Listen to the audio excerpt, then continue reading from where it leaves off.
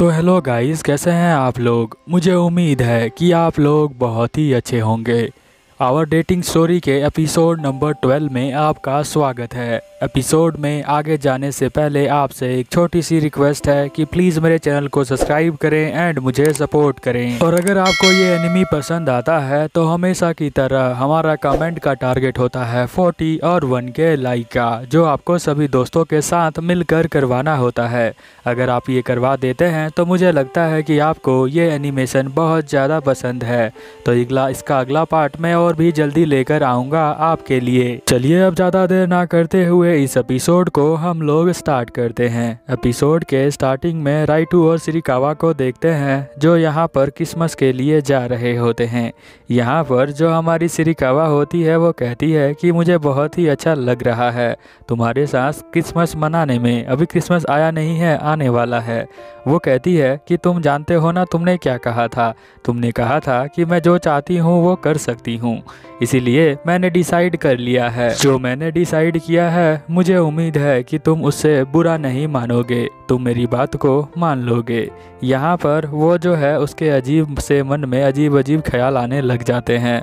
उसे लगता है कि वो जो सपने में देख रहा था श्रीकावा के लिए वही वो मांगने वाली है, और वो अंदर से एक्साइटेड हो जाता है क्योंकि श्रीकावा जो फर्स्ट टाइम उससे मिली थी राइटू से, तब वो उसे रूम पर लेकर गई थी और वहाँ पर वो उससे वो करना चाहती थी, बट उसने वो नहीं किया था।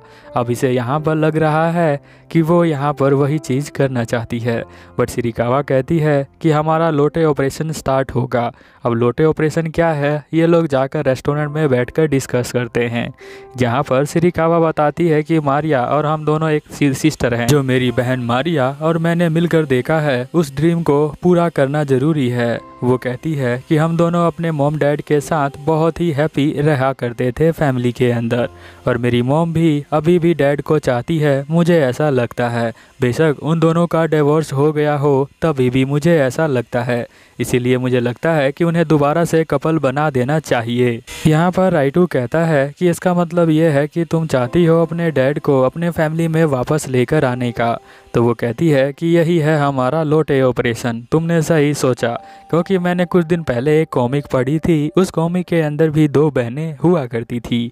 वो एग्जैक्टली हमारे तरह की थी, वो भी ट्विंस थी, और वो भी अपने मॉम डैड से बहुत ज़्यादा प्यार करती थी, पर उनके मॉम डैडों ने भी डिवोर्स ले लिया। इसीलिए उन दोनों ने डिसाइड किया कि वो मॉम डैड को दोबारा एक साथ लेकर आएंगे और दोबारा से उनकी फैमिली जो होगी वो हैप्पी फैमिली बन जाएगी। इसीलिए मैं चाहती हूँ कि हम दोनों जो है मिलकर रहें, मेरी बहन और मैं और मेरे डैड और मॉम, ये सब फैमिली की तरह रहें, यही मेरा प्लान है। तो यहाँ पर राइटू जो कहता है हाँ अभी क्रिसमस आने वाला है तो तुम उससे पहले ये ऑपरेशन करना चाहती हो क्या। वो कहती है कि हम क्रिसमस के ऊपर डैड को बुलाएंगे और हम जो हैं एक साथ बैठकर खाना खाएंगे, तो वहाँ पर कुछ ना कुछ डिस्कशन होगा, तो हो सकता है और मॉम और डैड दोनों साथ में आ जाएं। यहाँ राइटू कहता है कि अच्छा तो इसमें तो मेरी कोई ज़रूरत नहीं होगी तुम्हें, तो मुझे आने की कोई ज़रूरत नहीं है। तो यहाँ पर कहती है श्रीकावा, अरे तुम्हारी वजह से ही तो मैं डैड को लेकर आऊँगी वहाँ पर।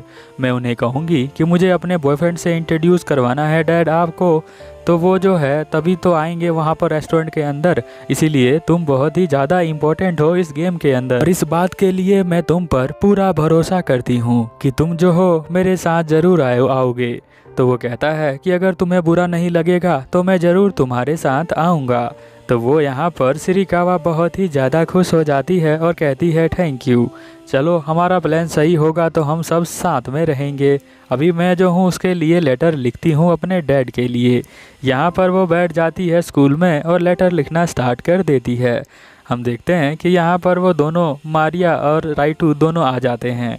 तभी राइटू पीछे मुड़कर देखता है तो उसका दोस्त एकदम से चेंज हो चुका है।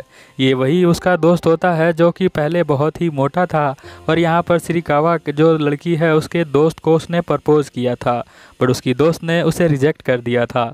आज उसकी दोस्त इसे देखकर बहुत ज़्यादा हैरान है, क्योंकि वो पहले इतना मोटा हुआ करता था और एकदम से वो चेंज हो गया। ये देखकर वो बहुत ही ज़्यादा शौक में आ जाती है। फिर वो अपने क्लास के बाहर आ जाती है और सभी से बात करने लग जाती है। वो कहती है कि मेरा दिल बहुत तेज धड़क रहा है, वो जो है हॉलीडे से पहले इतना मोटा था, अब हॉलीडे के बाद एकदम से चेंज हो चुका है। राइडू भी यही कहता है कि पता नहीं उसके अंदर अलग सी ही आत्मा आ गई है। तो यहाँ पर वो सभी लोग समझाते हैं उस लड़की को कि तुम जाकर दोबारा से उसे प्रपोज कर सकती हो, बट यहाँ पर वो जो है इस बात के लिए राज़ी नहीं होती है, क्योंकि पहले लड़के ने प्रपोज किया था तो इस लड़की ने मना कर दिया था। अब उसे बहुत ही ज़्यादा बुरा लग रहा है कि वो उसे कैसे बात करे जाकर, क्योंकि कल्चर फेस्टिवल में तो वो उसे पहले ही मना कर चुकी है। अब इची से वो जाकर कैसे बात करेगी, उसका नाम इची होता है, इचुकुन से वो बात नहीं कर पाती है। हम देखते हैं कि यहाँ पर यामा जो होती है वो छत पर आकर अपने फ़ोन में देख रही होती है। वो सिकाए को ब्रोक करना चाहती है। सिकाए जो है उसका बॉयफ्रेंड है। फिर हम देखते हैं एक लड़का उसके पास आता है, तो वो कहती है क्या तुम्हें कुछ चाहिए? तो वो कहता है कि नहीं, हम उन दोनों का जो सरनेम है वो सेम है। मेरा नाम निशिना है और तुम्हारा नाम यामाना है। तो वो जो है यहाँ पर ये बात उससे कहता है कि हम दोनों की डेस्टिनी एक सेम ही है। तो यहाँ पर यामा उठ जाती है और कहती है तुम मेरे साथ फ्लर्ट कर रहे हो क्या? अगर ये फ्लर्ट करना था तो 10 साल पहले आते। यहाँ पर वो कहता है कि उस समय मुझे पता नहीं था कि तुम यहाँ पर पढ़ती हो। वो कहती है कि चलो अभी के लिए मैं तुमसे माफ़ी चाहती हूँ क्योंकि मेरा बॉयफ्रेंड है। तो वो ये बोलकर यहाँ से निकल जाती है। अगले सीन में हम लोग देखते हैं कि यहाँ पर आइटू वो देख रहा होता है और सोच रहा होता है कि सभी लोग अपनी अपनी बॉयफ्रेंड गर्लफ्रेंड वाले माहौल में आ रहे हैं, क्योंकि सभी धीरे धीरे जवान होते जा रहे हैं स्कूल के बच्चे। अगले सीन में हम देखते हैं कि उसका टीचर यहाँ पर चिल्लाते हुए कहता है कि ये मत भूल जाना कि एग्ज़ाम आने वाला है क्रिसमस के चक्कर में। यहाँ पर तभी राइडू को याद आता है कि सिरिकावा उसे अपने डैड से मिलाने वाली होती है और फिर वो यहाँ पर घबराना स्टार्ट कर देता है। वो सोचता है कि कैसे मैं फेस करूँगा लूना के डैड को। यहाँ पर लूना कहती है कि क्या तुम डर रहे हो? वो कहता है कि नहीं नहीं, मैं नहीं डर रहा हूँ। फिर हम देखते हैं कि वो दोनों कहते हैं कि चलो अब हम चलते हैं, और यहाँ पर सिरिकावा और हमारा राइटू दोनों जाने लग जाते हैं। उसका दिल बहुत ही तेज़ तेज़ धड़क रहा होता है। रेस्टोरेंट में आ जाते हैं और उसकी मॉम पहले से ही मारिया के साथ आकर बैठी होती है। यहाँ पर उसे देखकर वो खड़ी हो जाती हैं और कहती हैं कि आप यहाँ पर क्या कर रहे हो? तो वो कहती है कि हम दोनों का प्लान था कि आपको यहाँ पर लेकर आएं। यहाँ पर जो हमारी सिरिकावा होती है वो ये भी कहती है कि हमने जो है अपने डैड को भी बुलाया है। मारिया कहती है हम सभी एक फैमिली हैं, तो हमारे डैड भी हमारे फैमिली के मेंबर हैं, तो उन्हें भी हमने बुलाया है और आपको हमने नहीं बताया, इसके लिए हम माफ़ी चाहते हैं। आपसे बहुत ज़्यादा हमने सीक्रेट रखा, सॉरी। फिर हम देखते हैं उसकी जो मॉम होती है वो कहती है कि कोई बात नहीं, अगर तुम चाहते हो फैमिली को दोबारा बनाना तो मैं इसमें तुम्हारा सपोर्ट करूँगी। और हम देखते हैं कि यहाँ पर उसके डैड आ जाते हैं। उसके डैड जो होते हैं एक लड़की के साथ आए होते हैं। उसकी मॉम देखकर उसे अंदर ही अंदर गुस्सा आ रहा होता है। यहाँ पर उसके डैड कहते हैं कि लूना तुमने कहा था कि अपने बॉयफ्रेंड से मिलाने के लिए मुझे बुलाया है, बट यहाँ पर तुम्हारी मॉम क्या कर रही हैं? तो यहाँ पर जो लूना होती है वो और ज़्यादा गुस्सा हो जाती है और लूना की मॉम यहाँ पूछती हैं कि क्या तुम रीमैरिज कर रहे हो? तो यहाँ लूना के डैड कहते हैं कि हाँ मैं कर रहा हूँ। अब यहाँ लूना जो है ये सब सुनकर बहुत ही ज़्यादा दुखी हो जाती है और अगले सीन में हम देखते हैं कि वो रो रही होती है और उसकी मॉम और मारिया उसे संभाल रहे होते हैं। फिर यहाँ पर राइटू कहता है कि मैं इसे घर पर छोड़ आऊँगा सेफली। फिर वो उसे लेकर यहाँ पर उसके घर पे चला जाता है। यहाँ पर वो सोचता है कि लगता है लूना बहुत ज़्यादा शौक में आ गई है। वो कहता है चलो मैं अब यहाँ से घर पर जा रहा हूँ, बट यहाँ सिरिकावा लूना उसका शर्ट पकड़ लेती है। वो कहती है तुम मुझे अकेले छोड़कर मत जाओ, तुम्हें जो है आज रात को मेरे साथ ही रहना है। फिर यहाँ पर सोचने लग जाता है राइटू कहीं हम लोग जो है वो काम करने वाले तो नहीं हैं। वो कहती है कि मैं यहाँ पर अकेली हूँ क्योंकि डैड ने कहा था कि वो यहाँ पर कल आएंगे, क्योंकि वो उस लेडी के साथ गए हुए हैं।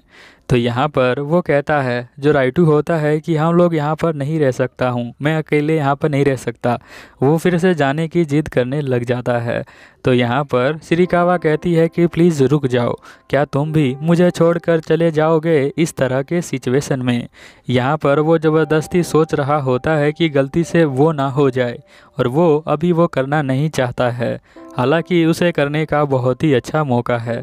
हम देखते हैं कि वो जब बाहर जा रहा होता है तो लूना पकड़ती है तो लाइट बंद हो जाता है, उसका हाथ लाइट के बटनों पे लग जाता है। लूना उसके करीब आ जाती है और कहती है कि तुम मुझे टाइट से हग करो।